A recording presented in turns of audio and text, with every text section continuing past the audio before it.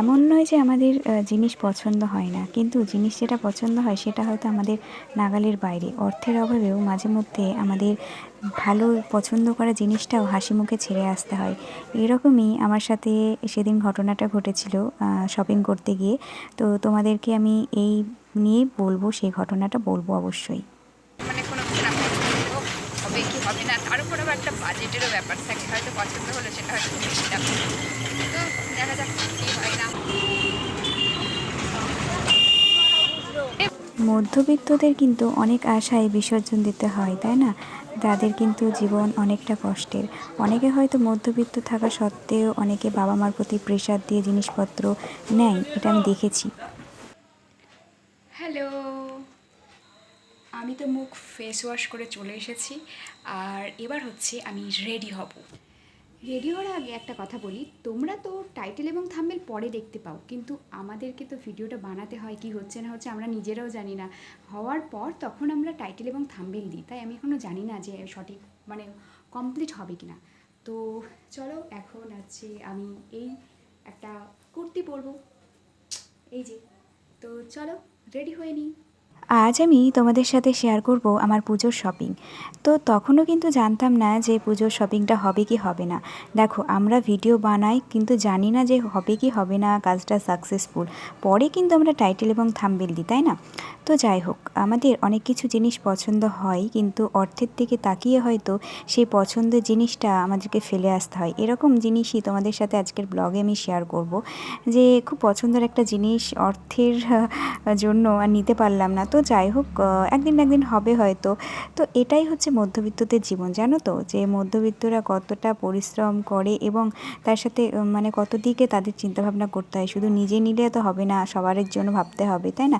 তো অনেকে এমনও আছে যে যাদের হয়তো অর্থ কম, কিন্তু তারা হয়তো বাবা মার প্রতি প্রেশার দিয়ে অনেক কিছু করিয়ে নেয়, যে না আমাকে এটা দিতেই হবে, না আমার চুল স্ট্রেট করা লাগবে, না আমার মেকআপ ফেসিয়াল করা লাগবে, না আমার এটা করা লাগবে। কিন্তু আমি বরাবরই এসব আমি কোনো দিনই করিনি। না আমি কোনো দিন পার্লারে গিয়েছি, না আমি কোনো দিন চুল স্ট্রেট করেছি, বা কোনো অনেক কিছু যেগুলো হয় আর কি, কোনো কিছুই করিনি। তো আমি যেরকম নর্মাল সেরকম থাকতেই পছন্দ করি। আমি মানে আমি হয়তো চাইলে বাবা মার কাছে পেয়ে যাব, কিন্তু আমি চাই না যে তাদের উপর একটা প্রেশার দিতে, যে তারা মানে তাদের উপর প্রেশার দিয়ে সেই টাকাটা আমার কাজে লাগাতে। তো যাই হোক, দেখতেই পাচ্ছ আমি রেডি হয়ে গেলাম, আর অপেক্ষা করছিলাম বাবা কখন আসবে, শপিং করতে যাব। তো সেই জন্য যাওয়া হবে কি হবে না, রেডি হয়ে থাকলাম, হয়তো ব্লগটা তো শ্যুট করে ফেলছি, এরকম মানে ভাবছিলাম, আর এরকম তোমাদেরকে বলছিলাম তখন। তো যাই হোক, ফাইনালি আমি মানে খুব এক্সাইটেড যে আমি সত্যি সত্যি পুজোর বাজার করতে যাচ্ছি। তো খুবই একটা আনন্দিত বিষয়, তাই না, পুজোর বাজার করতে যাওয়া। তো দেখো, আমি কিন্তু এদিকে রেডি হয়ে গেছি, আর ব্যাগ আর হেডফোনটাও নিয়ে নিয়েছি। এবার বাবাও চলে এসেছে, আমি, বাবা আর মা এখন যাচ্ছে হচ্ছে পুজোর বাজার করতে। আর দিদা হচ্ছে বাড়িতে মানে থাকবে আর কি। তো দিদা কোনো জায়গায় যায় না, দিদা বাড়িতেই থাকবে। আমরা যাচ্ছি তিনজন পুজোর বাজার করতে। তো চলো যাওয়া যাক। ফাইনালি আমরা এখন যাচ্ছি, আমরা এখন টোটোতে আছি আর রাস্তায় আছি, চলে এসেছি নাটনাপুর। তো চলো ওখানে গিয়ে দেখা যাক পছন্দ হচ্ছে কি হচ্ছে না। এ নিয়ে খুব কনফিউজ যে আমার মানে কোনো কিছু না পছন্দ হবে কি হবে না, তার উপর আবার একটা বাজেটেরও ব্যাপার থাকে। হয়তো পছন্দ হলো, সেটা হয়তো খুব বেশি দাম। তো দেখা যাক কী হয় না হয়। তো এটাই, যা হবে না হবে, দেখতেই পাবে তোমরা ভিডিওতে। চলো আবার যাওয়া যাক। এরপর আমরা চলে এসেছি তিনজন করিমপুরে। আর এই যে যারা করিমপুর থেকে দেখছো আমার ভিডিও, তারা তো এগুলো সবই চিনবে, দোকান টোকানগুলো সবই চিনবে।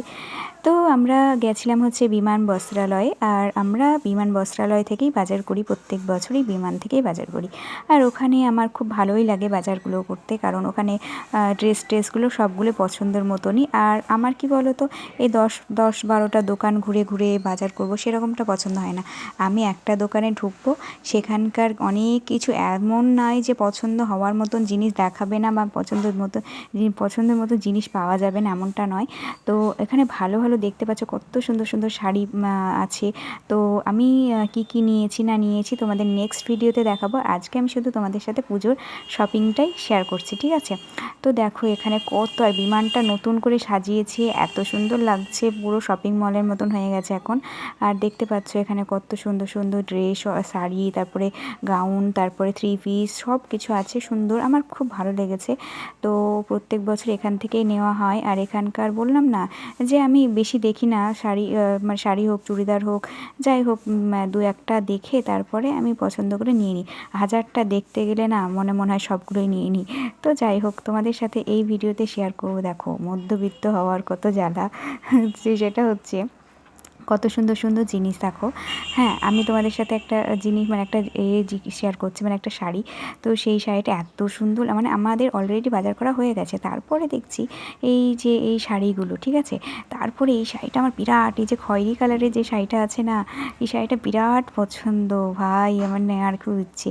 তো দামটা মোটামুটি ভালোই ছিল, মানে ঠিকই ছিল, ওই ধরো 3-এর মধ্যেই, ঠিক আছে। তো আমি ইচ্ছে ছিল আমার নেওয়ার, কিন্তু অলরেডি আমার নেওয়া হয়ে গেছে।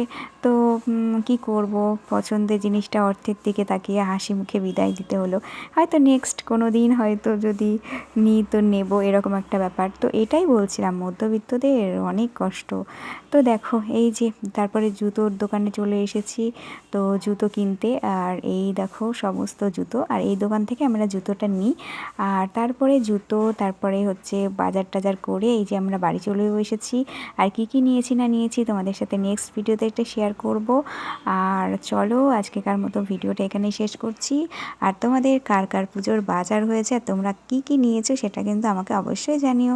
আর চলো আজকেকার মতন এখানে এই ভিডিওটা শেষ করলাম। সবাই ভালো থেকো, সুস্থ থেকো, নতুন কোনো ভিডিওর সাথে খুব তাড়াতাড়ি দেখা হচ্ছে। আর এই যে এই ব্যাগটা আমি পেয়েছি বিমান থেকে, আর এই দেখো জুতোও নিয়েছি। তো টাটা।